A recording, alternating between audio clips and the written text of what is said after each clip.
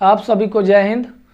आज हम एक नया टॉपिक लेकर आए हैं। संविधान का इम्पोर्टेंट एक टॉपिक है संविधान की अनुसूचियाँ। तो हम लोग इसमें जितना क्वेश्चन बनने वाला है सभी को देखेंगे। तो आइए देखते हैं संविधान की अनुसूचियाँ क्या क्या इसमें बात होगा। सबसे पहले हम लोग जानेंगे कि मूल संविधान में अनुसूचियाँ कितने थे। तो मूल संविधान में अनुसूचियाँ 8 ही था। कितना? 8। जबकि वर्तमान समय में अनुसूचियाँ कितना है? 12।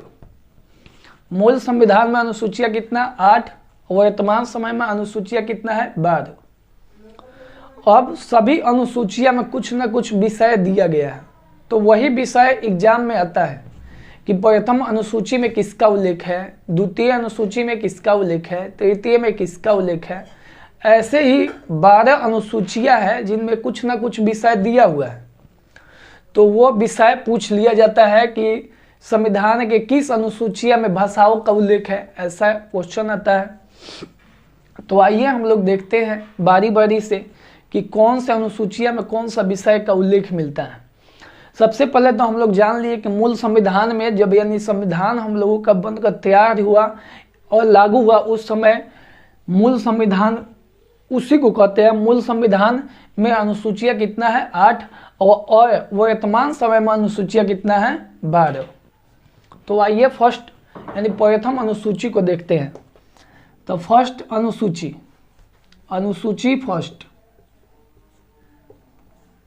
अनुसूची फर्स्ट इसमें क्या है? तो हम लोग जानते हैं कि भारत में 28 राज्य और 8 क्या है? यूटी यानी केंद्र शासित प्रदेश। तो उसी का चर्चा किसमें है? अनुसूची 1 में, यानी संघ एवं राज्य क्षेत्र की किसमें चर्चा है? अनुसूची 1 में। अनुसूची 1 में क्या है? तो संघ एवं राज्य क्षेत्र क्या है? संघ एवं राज्य क्षेत्र। आइए अनुसूची 2। अनुसूची 2 को देखते हैं क्या है। तो अनुसूची 2 में वेतन का उल्लेख है, मतलब जितने भी पदाधिकारी है, संवैधानिक पदाधिकारी, उनके वेतन का उल्लेख है किसमें? अनुसूची 2 में। शॉर्ट में ही याद रखना है कि अनुसूची 2 में पदाधिकारियों का वेतन का उल्लेख है। अनुसूची 3 में तो शपथ, पदाधिकारियों का शपथ का उल्लेख किसमें है? अनुसूची 3 में। पदाधिकारियों का शपथ का उल्लेख अनुसूची 3 में। अनुसूची 4 में किसका उल्लेख है? तो अनुसूची 4 में सभी राज्यों एवं संघ शासित प्रदेशों में राज्यसभा के प्रतिनिधित्व, राज्यसभा के प्रतिनिधियों का उल्लेख है। प्रतिनिधियों का उल्लेख है, राज्यसभा का प्रतिनिधियों का उल्लेख। अनुसूची 4। अनुसूची 5 में किसका उल्लेख है? तो अनुसूची 5 में उल्लेख है SC ST यानी अनुसूचित जाति एवं जनजाति का प्रशासनिक व्यवस्था। क्या? प्रशासनिक व्यवस्था। अनुसूची 5 में। अनुसूची 6 बहुत इंपॉर्टेंट है। इसमें उत्तर पूर्वी के 4 राज्य त्रिपुरा, असम, मेघालय और मिजोरम के जनजातीय क्षेत्रों में, त्रिपुरा, असम, मेघालय, मिजोरम के SC ST के प्रशासनिक व्यवस्था का उल्लेख है। सुन लीजिए, हम बोल देते हैं यहाँ क्या है? अनुसूची 6 त्रिपुरा, असम, मेघालय, मिजोरम के क्षेत्र में SC ST के प्रशासनिक व्यवस्था। अब समझिए इसको याद कैसे करेंगे। उत्तर पूर्वी में 7 सिस्टर के नाम से जाने जाने वाला 7 राज्य आता है। तो 7 राज्य में 4 का ही उल्लेख है किस में? छठी अनुसूची में। तो कैसे याद करेंगे, तो इसके लिए हम ट्रिक बता देते हैं। ट्रिक क्या याद रखेंगे, त्रि अ में मी, त्रि अ में मी, त्रि अ में मी, त्रिपुरा असम मेघालय मिजोरम, त्रिपुरा असम मेघालय मिजोरम। तो आशा है कि 6 अनुसूची आप लोगों को समझ में आया होगा। आइए आगे देखते हैं अनुसूची 7। लास्ट में हम याद करवा देंगे संक्षिप्त में। अनुसूची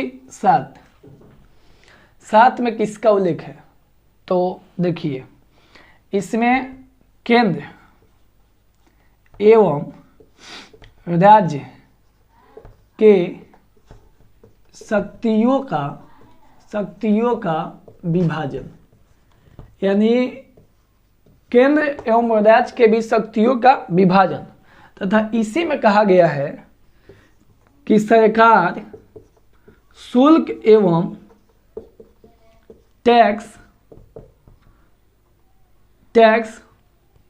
उसूलेगी। सरकार शुल्क एवं टैक्स उसूलेगी, किस में कहा गया, अनुसूची 7 में। इसी में केंद्र एवं राज्य के बीच शक्तियों का विभाजन है। आइए अनुसूची 8, और इसी में समझिए केंद्र एवं राज्य के बीच शक्तियों का विभाजन इसी में है। तो इसमें 3 सूची का भी उल्लेख है, 3 सूची का। पहला संघ सूची, दूसरा राज्य सूची, और तीसरा समवर्ती सूची। समझिए, चूंकि केंद्र एवं राज्य के शक्तियों का विभाजन इसी में है, तो विभाजन के लिए इसमें क्या दिया है, सूची दिया है। और इस सूची में विषय होगा, क्या होगा, विषय। कौन से विषय पर केंद्र सरकार कानून बना सकती है और कौन सा विषय पर राज्य सरकार कानून बना सकती है और कौन सा विषय पर दोनों कानून बना सकती हैं, इसके लिए इसमें चर्चा है। तब ना हम कहेंगे कि शक्तियों का विभाजन है। तो संघ सूची के विषय में केवल कानून बनाने का अधिकार केंद्र सरकार का है। केवल केंद्र सरकार कानून बनाएगी। जितना संघ सूची का विषय है उसमें कौन बनाएगा कानून, केंद्र सरकार। अब आप लोग समझिए कि इसमें कितना विषय दिया हुआ है, संघ सूची में कितना विषय है। तो पहले था 97, अब कितना है 100, यानी 100। पहले था 97 विषय, अब कितना है 100 विषय है। कोई किताब में 98, जिसे घटना चक्र में अलग देगा 98।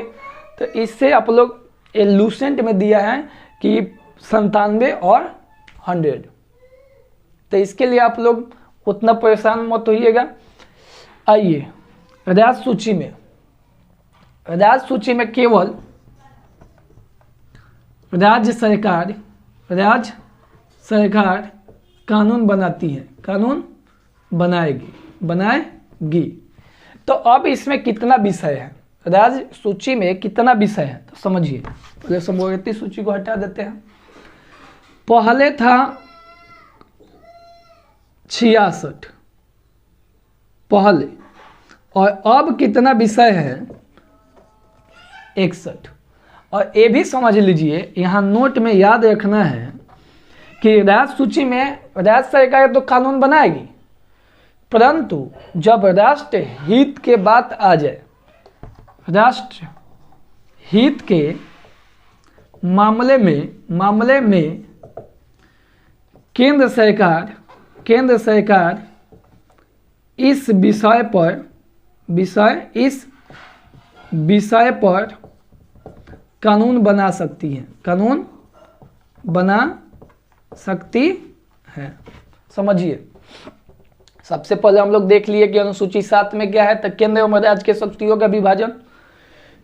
और इसी में कहा गया कि सरकार शुल्क एवं टैक्स वसूलेगी। और इसमें विभाजन है, तो 3 गो सूची का उल्लेख भी है, संघ सूची, राज्य सूची और समवर्ती सूची। संघ सूची में कानून केवल बनाने का अधिकार किसको दिया गया है, केंद्र सरकार को। इसमें पहले कितना विषय था 97, अब कितना है 100। राज्य सूची में केवल राज्य सरकार ही कानून बना सकती है, लेकिन राष्ट्र हित के मामले में केंद्र सरकार भी इस विषय पर कानून बना सकती है। और इसमें पहले विषय था 66, अब कितना है 61। आइए समवर्ती सूची को देख लेते हैं। 3 नंबर समवर्ती सूची, तो एक में तो केवल केंद्र बनाया है, दूसरा में राज्य बनाया, अब तीसरा समवर्ती में दोनों बनाएगा, मतलब केंद्र प्लस राज्य दोनों कानून बना सकते हैं इसमें। किसमें? समवर्ती में। परंतु अगर दोनों का विषय एक ही हो, जैसे मान लिया जाए कि शिक्षा समवर्ती सूची के अंतर्गत आता है और शिक्षा पर राज्य भी क्या बना दिया, कानून बना दिया, और केंद्र भी क्या बना दिया, कानून बना दिया। ठीक, राज्य भी क्या बना दिया, कानून, और केंद्र भी क्या बना दिया, कानून। तो इसमें तो दोनों का हक है कानून बनाने का, लेकिन जब विषय एक ही हो जाए तो राज्य द्वारा बनाया गया कानून क्या हो जाता है, खत्म, और केंद्र द्वारा बनाया गया कानून क्या होगा, लागू रहेगा। ध्यान में रखिएगा आप लोग। अब इसमें कितना विषय है,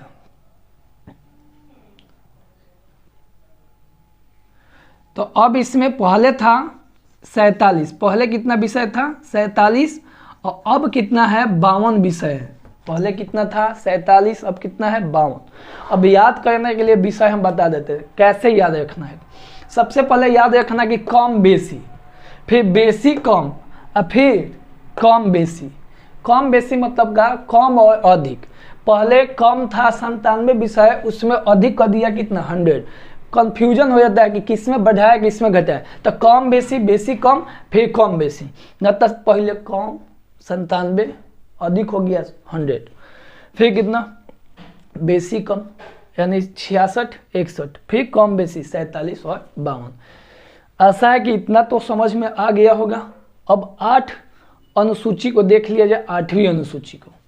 तो अनुसूची 8, इसमें क्या है, तो डायरेक्ट ये इंपॉर्टेंट क्या है, अनुसूचियां है, क्योंकि यहाँ से क्वेश्चन आता है कि 22 भाषाओं का उल्लेख जो हमारे संविधान में है किस अनुसूचियों में है, तो 8वीं अनुसूची में। तो 22 भाषाओं का उल्लेख, 22 भाषाओं का उल्लेख। अब समझना है यहाँ हमारे संविधान में 22 भाषा है, लेकिन मूल संविधान में कितने भाषाएं थे, मूल संविधान में 14 ही भाषाएं थी। मूल संविधान में कितना भाषा था, 14 भाषा। अब हम लोग जानेंगे कि आखिर 8 भाषा किन किन संशोधन द्वारा ऐड किया गया और कौन कौन भाषा किन संशोधन द्वारा ऐड किया गया, ये भी क्वेश्चन एग्जाम में आता है। मूल संविधान में कितना भाषा 14, अभी कितना ऐड किया गया है 8। जब भी कुछ ना कुछ ऐड होता है तो संशोधन होता है। तो आइए इंपॉर्टेंट संशोधन देख लेते हैं। सबसे पहले 21वां संविधान संशोधन, 21वां संशोधन 1967।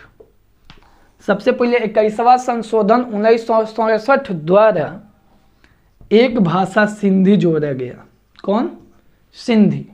21वां संशोधन 1967 द्वारा कौन सा भाषा जोड़ा गया? सिंधी।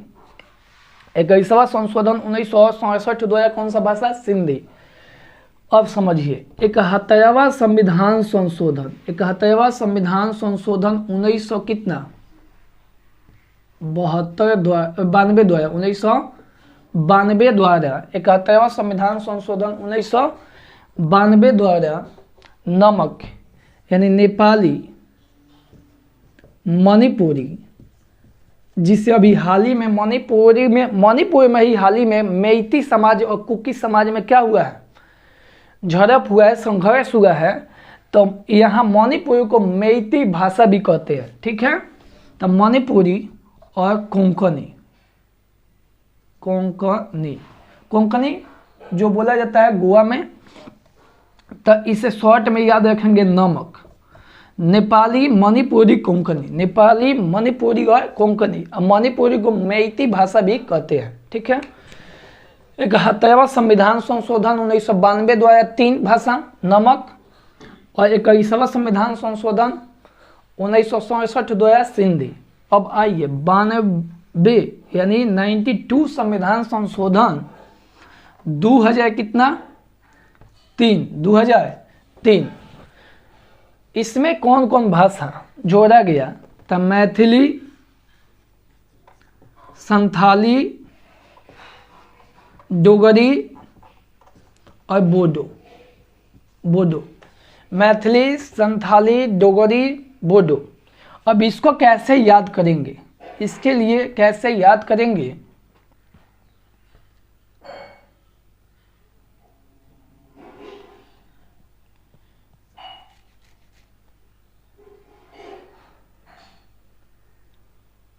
इसके लिए कैसे याद करेंगे? याद रखना है कि 2 गो के अंत में क्या है? लीली है। लीली डोबो।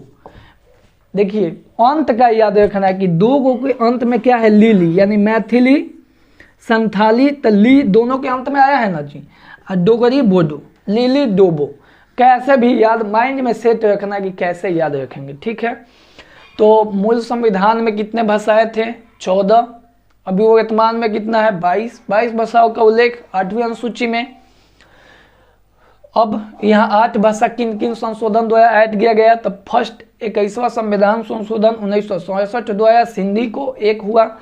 71वां संविधान संशोधन 1992 द्वारा नेपाली, मणिपुरी, कोंकणी 3 भाषा हो गया। और 92वां संविधान संशोधन 2003 द्वारा मैथिली, संथाली, डोगरी, बोडो, यानी कितना भाषा हो गया? 4। तो 4, 3, 7, 1 कितना? 8 भाषा हो गया। अब आइए आगे देखते। अब आप लोग को ज्ञात है कि मूल संविधान में कितना अनुसूची है? 8। और अब कितना है? 12। 8 अनुसूची तो हम लोग देख लिए। तो आखिर 9वीं अनुसूची जब आया होगा, संविधान में ऐड हुआ होगा, तो उस समय भी क्या हुआ होगा? संशोधन हुआ होगा। तो अब देखते हैं कि उस समय कौन सा संशोधन हुआ और उसमें कितना विषय है, किस विषय का उल्लेख है। तो आइए देखते हैं अनुसूची कितना? 9। अनुसूची 9। तो इसमें क्या है कि सबसे पहले इसको ऐड किया गया फर्स्ट संविधान संशोधन 1951 द्वारा। संविधान में ऐड किया गया कौन सा संशोधन? फर्स्ट अमेंडमेंट 1951 द्वारा, याद रखना है।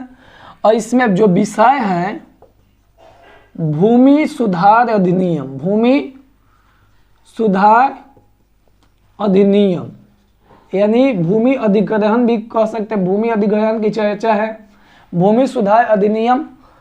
और इसके लिए कितना एक्ट है? अधिनियम इसमें 284 अधिनियम इसमें अभी है। 9वीं अनुसूची में कितना अधिनियम है? 284। और कोई किताब में जैसे घटना चक्र में दिया है 282। तो याद रखना है, लगभग में जो ऑप्शन आएगा लगभग में अपना देख कर टिक कर सकते हैं। तो 9वीं अनुसूची में सबसे पहले जानेंगे कि किस संशोधन द्वारा इसको ऐड किया गया। तो फर्स्ट अमेंडमेंट 1951। विषय किसका है? तो भूमि सुधार अधिनियम। अधिनियम में कितना अधिनियम दिया गया है? तो 284 अधिनियम दिया गया है। तो आइए आगे देखते हैं कि इसमें अधिनियम में एक क्या बात हुआ था कि इस अधिनियम को न्यायिक समीक्षा नहीं किया जा सकता है। मतलब इन अधिनियम पर न्यायिक समीक्षा नहीं किया जा सकता है, प्रारंभ में कहा गया था। लेकिन 11 जनवरी 2007 को संविधान के एक पीठ द्वारा, संविधान की पीठ यानी बैठक द्वारा यह निर्णय लिया गया कि यदि यह एक्ट किसी मौलिक अधिकार का उल्लंघन करता है, क्या? मौलिक अधिकार का उल्लंघन करता है, तो इस पर न्यायिक समीक्षा दिया जा सकता है। और सुप्रीम कोर्ट में इसको क्या न्यायिक समीक्षा दिया जा सकता है, यानी सुप्रीम कोर्ट में हम जा सकते हैं डायरेक्ट। कब निर्णय लिया गया? 11 जनवरी 2007 को। पहले माना गया था कि इन विषयों का न्यायिक समीक्षा नहीं किया जा सकता है, परंतु 11 जनवरी 2007 को एक बैठक हुआ, उसमें क्या बताया गया कि इसे अगर यह कोई भी अधिनियम अगर मौलिक अधिकार का हनन करता है तो इसको न्यायिक समीक्षा किया जा सकता है, यानी इस पर इसको न्यायालय में पेश किया जा सकता है, न्यायालय में इस पर चर्चा हो सकता है, याद रखना है। तो आइए 10वीं अनुसूची को देखते हैं। 10वीं अनुसूची, अनुसूची 10, अनुसूची 10। तो अनुसूची 10 भी ऐड किया होगा, कोई ना कोई अमेंडमेंट हुआ होगा, यानी कोई ना कोई संशोधन हुआ होगा। तो इसको 52वां संशोधन, कौन सा संशोधन? 52वां संशोधन 1985 द्वारा ऐड किया गया, और इसमें जो उल्लेख है दल बदल कानून का उल्लेख है।